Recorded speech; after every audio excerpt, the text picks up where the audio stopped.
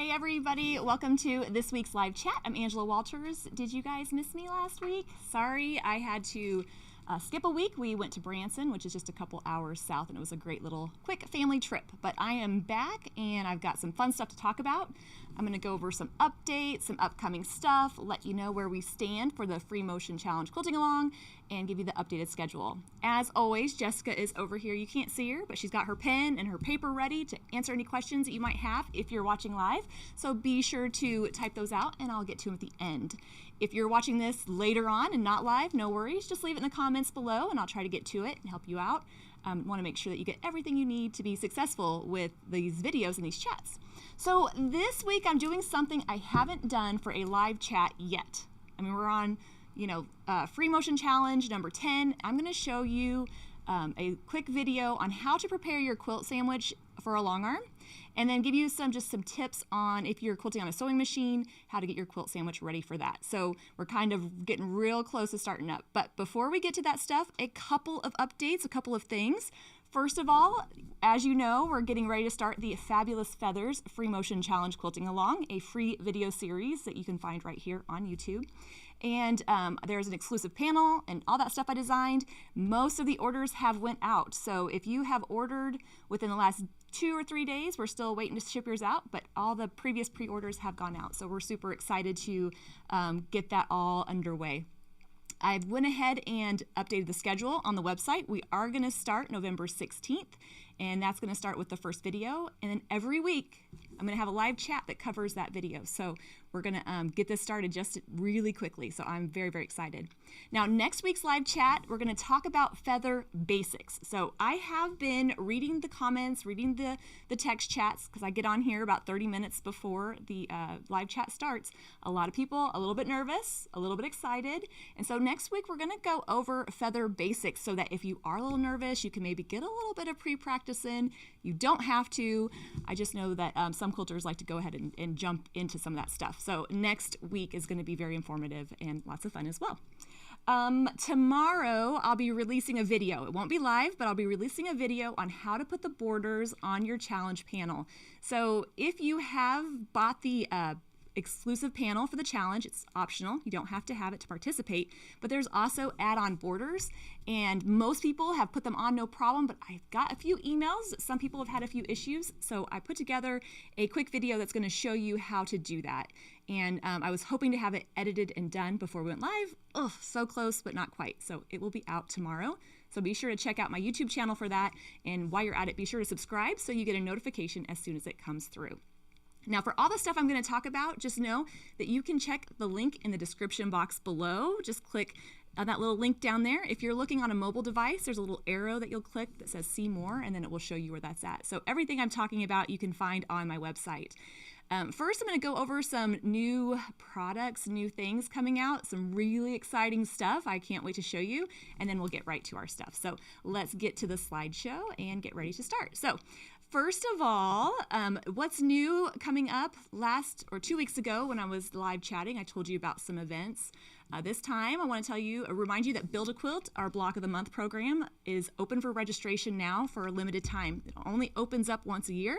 So if you're interested in participating in a Block of the Month program that gives you so much more, definitely check out the description box below and you can find that on my website.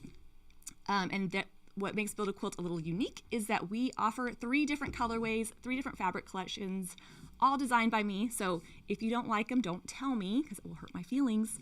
So you can choose what colorway you want to do your Block of the Month program in. All right, how about a brand new product? So I have announced in previous videos that I've teamed up with Zappy Dots to release some notions, and we decided to move ahead on a Christmas theme blanket that we're offering that features some of the fabrics in the Build a Quilt. And I really wish you could feel just how soft and cuddly this is in real life. I know the picture doesn't do it justice. We have these on pre-order, so if you need a last minute gift, or I notice a lot of people are chilly in their area of the world, it's going to definitely keep you warm. So there's 2 different color options. These are both prints from the Holly Jolly colorway of Build a Quilt, And these are available for pre-order, and they should be shipping in about 10 days. And so you can check out the link in the description box to check that out. So last minute Christmas gift, last minute holiday gift, or just to treat yourself. It will be here very, very soon. And to celebrate, Zappy Dots is actually doing a giveaway. So you can win that blanket, and actually some of my new products with them, they might look familiar to you because they are from the Luminous fabric collection, which is coordinating with the Free Motion Challenge Quilting Along. I'm so excited about this because for once, first time ever, we've got some physical products that really kind of play nicely with the fabrics that I've designed for the challenge. So these are the magnetic needle tins. There's two options. The limited edition one has 3 different magnets, and the rainbow one, so beautiful, has the 1 magnet. So what I kind of love about this is, first of all, you can either just get the magnet, you can get a scissor fob, or you can get the magnetic needle tin. But reason I'm really excited is I want some way for people to track which challenges they participated in. I know that some of you have participated in almost every single challenge, and now if you want, I'm looking forward to the future to be able to release these little trinkets so you can display them and remember how far you've come through the Free Motion challenges. Now all the notions, the magnets, the scissor fob, the magnetic needle tins, those all are in stock, so you can order those. And again, you know where the link is, it's in the description box below.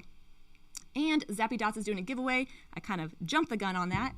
In the description box below, you'll find a link to the giveaway, and they're giving away a blanket, one of the holiday blankets, and a fat quarter bundle of Luminous and some magnetic needle tins. Now this is only good through November 12th, so if you are watching later, I'm sorry you missed it.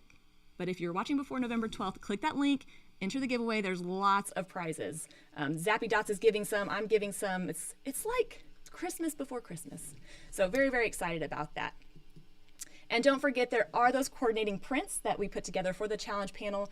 Not necessary to quilt along, but just fun. A little bit of a rainbow-esque kind of look. So those are the new products we have out. I hope you're excited about them. I know I am. And now let's talk about preparing your quilt for a long arm. So what I'm going to do real quick, hold on one second. I'm going to actually jump back main screen. I started long arming before I quilted on a sewing machine. So I like to joke that long arming is kind of my first language. And now I know how to do both, so I'm bilingual in that.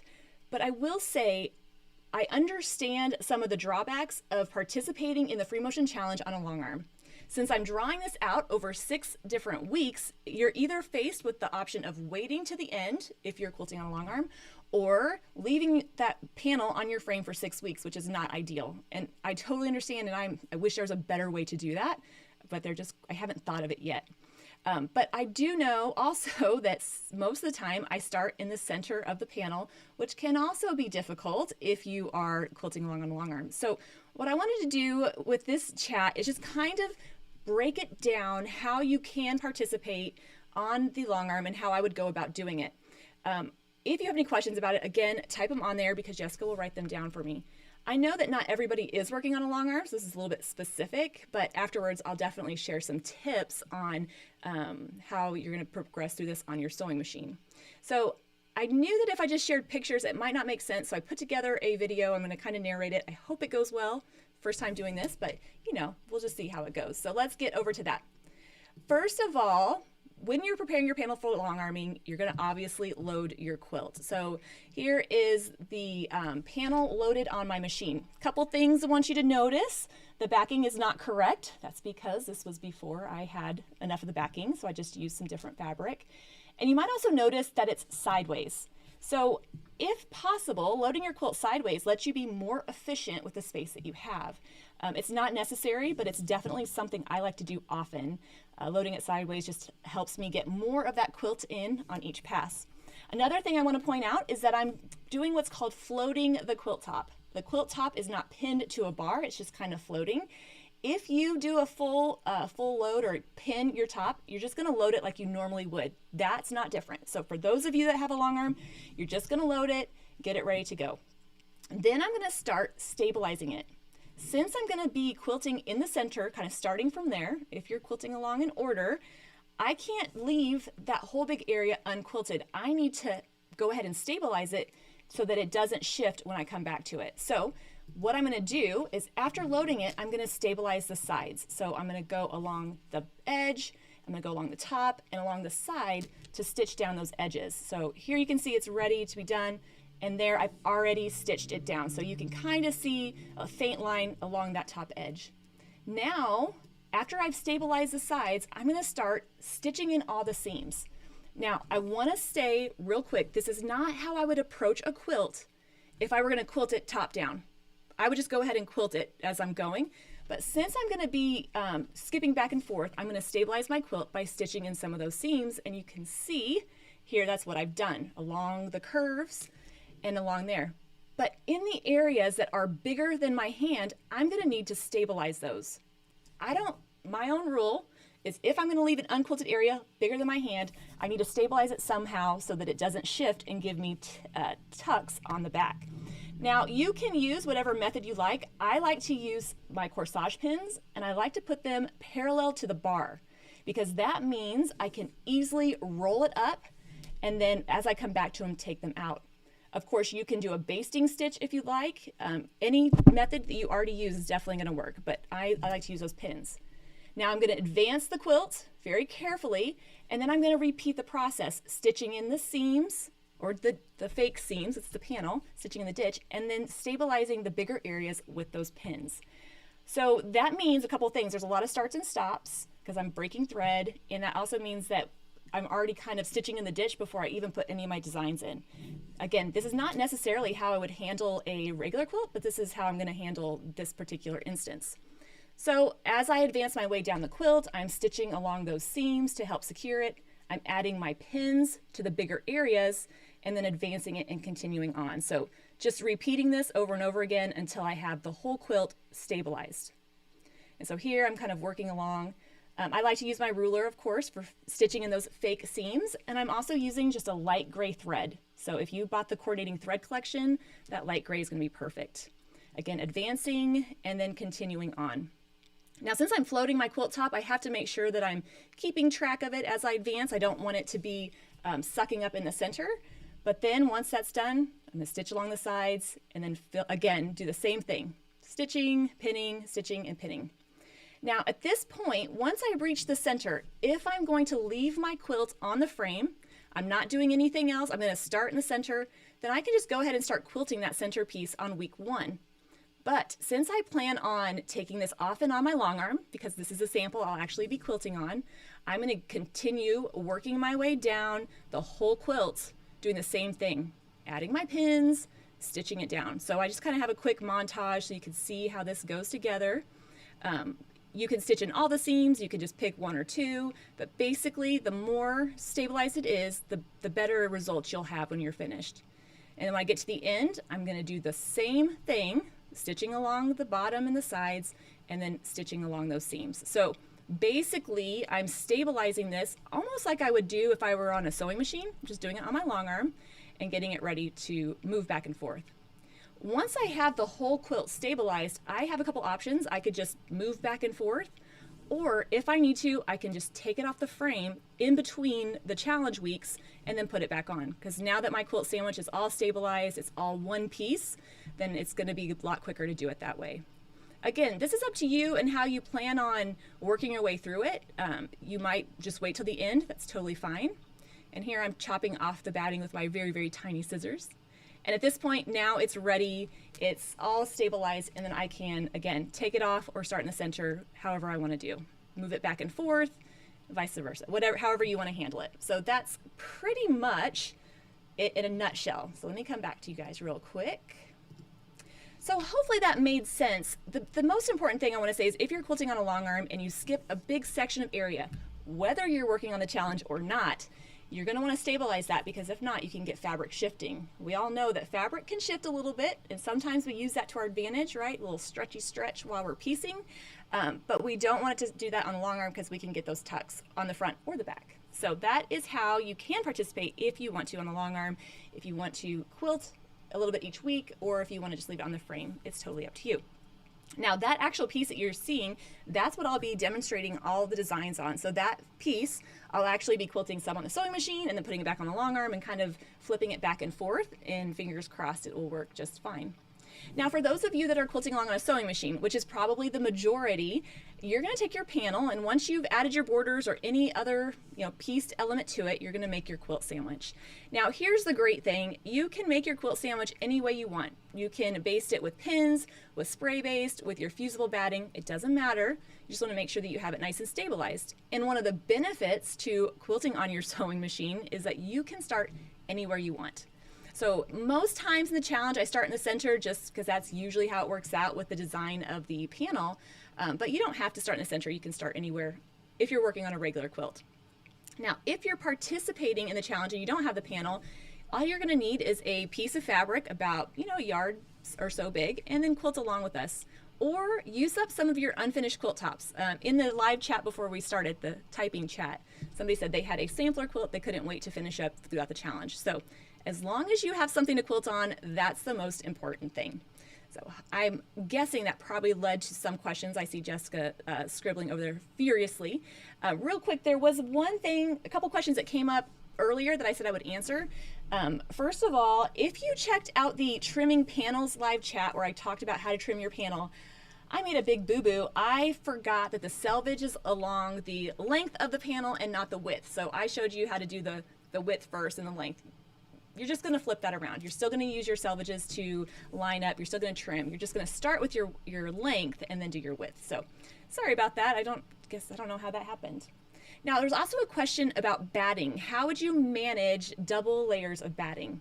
So double layers of batting can really make your quilting pop out. It gives it nice definition. It also lets it hang nice and flat. Not necessarily cuddly for a bed quilt, but definitely gives it a great look. Now, if I'm doing that, the process is the same. I'm still going to load on a long arm, I'm still going to load my backing. I'm still going to put my batting. I'm just going to put 2 layers before I put my quilt top on top. Same on a sewing machine. I'm still going to stabilize it the same way.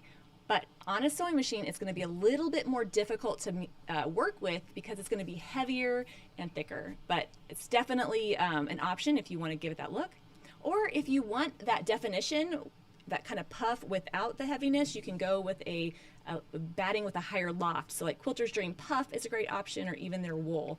So just know that whatever batting you use, whatever type, because that was another question that came up, whatever type of batting you use, as long as it's high quality, it's going to be great. So whether you go all cotton, you do a blend, whatever, as long as it's high quality batting, you're going to be fine. So that's what I have. Jex, you want to hand me the questions? I know I kind of went through the quilting on a long arm pretty quick, so hopefully that made sense. Okay, great questions. I love it.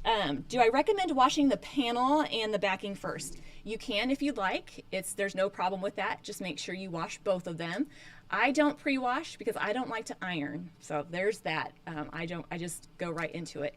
But either way is fine. So however you manage your normal quilts, do the same for the challenge. That way you kind of get into your routine and have a good time with it. So do I use magnets on the bottom when I float? Okay, so for those of you that aren't even sure what that means, when I was floating the quilt top, that quilt top was just hanging down, and some people will use magnets to put the top in between the bar and the magnet to help hold that top so that it doesn't suck up. I wasn't using magnets, and I haven't, but I think it's a great idea. If you've never floated a quilt top before, it's going to give you a little bit more control of that quilt top. Or you can use clamps. I know Handy Quilter has clamps that easily just clamp onto that bar over the quilt, so definitely a great option if you plan on taking that quilt off of the frame and putting it back on several times. Having something quick like the magnets or the clamps will make that process a little bit easier. So again, I don't use it, but it's definitely a great option, and it's just up to you. However you normally do your quilt, that's what you should do. We're already learning something new with this challenge. Let's not stress yourself out by trying a new loading technique too. If sewing on a domestic, do I recommend stitching in the ditch? Great question. Or the seam, the ditch, right? The fake seam on the panel. It's up to you. So if you feel more comfortable, like let's pretend you're quilting on a sewing machine, you've made your quilt sandwich, and you've used pins to stabilize it. So you have all your safety pins. If you wanted to, you could go through, use your walking foot and stitch in all those seams, and then you could take off some of those pins so that when you go to the free motion, it's a little bit easier. You don't have them in your way. Definitely a great option. Or if you're more comfortable, you're like, I'm just going to jump in and stitch in the seam as I go. Or maybe you don't even like stitching in the seams. You definitely don't have to. On a sewing machine, when you've stabilized your quilt sandwich, basically that's the pins or the basting, however you're doing that, is holding it together. And I guess I should say, if I didn't want to stitch in the ditch on my long arm, I could skip that point and just use a lot of pins. But I like how stitching in the ditch does help stabilize it with fewer pins so that I don't have to always run into those. I feel like pins are kind of like speed bumps when you're quilting. You know, you're kind of going along and you got to stop, take it out. So it's up to you. Any news on the new rulers? You guys excited for the new rulers? I know I am too. They're coming. That's all I hear.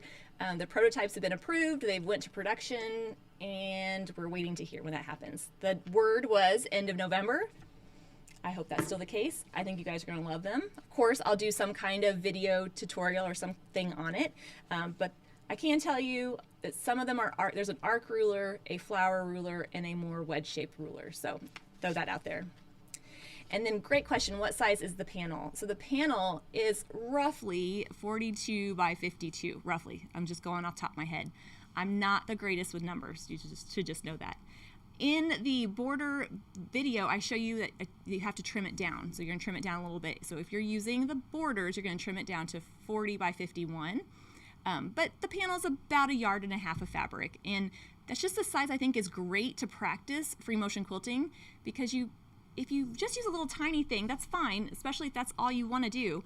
But when you, with a little bit bigger piece of fabric, you're going to learn how to handle the bulk and how to work your way around it. So I find that that's a great size. However, I know that there's people that are a little nervous, still a little too large. So there are the pillow panels that you can use as well. Pillow panels are just about 18, 19 inches square. Great option as well. So that wasn't in the question, but I'm just going to answer it because, you know, that's how I like to do it. So great questions. I'm sure there's more to talk about on the long arm, but if you have them, just leave them in the comments and I'll come back and answer them. And I'll even check that out, maybe answer them next week if there's plenty of the same question. I want to tell you I'm super excited to start the challenge. I want to reassure anybody that's thinking about doing it or getting ready to do it. A lot of people saying I'm nervous and excited. Don't be nervous. We're going to have fun. I'm going to walk you through each step. It's going to be 6 weeks, and I think the brain can do something difficult if we can do it together. So quilting along with others will make it just a little bit more bearable. So I hope you all have a great rest of the week. Again, I'll be back next Thursday at 3 p.m. Central, and we'll talk about feather basics. I'll break down machine quilting the feather design, give you tips and troubleshooting. That way when we start the next week, you're good and ready to go. Well, everybody have a great warm weekend, and I'll see you next week. Happy quilting!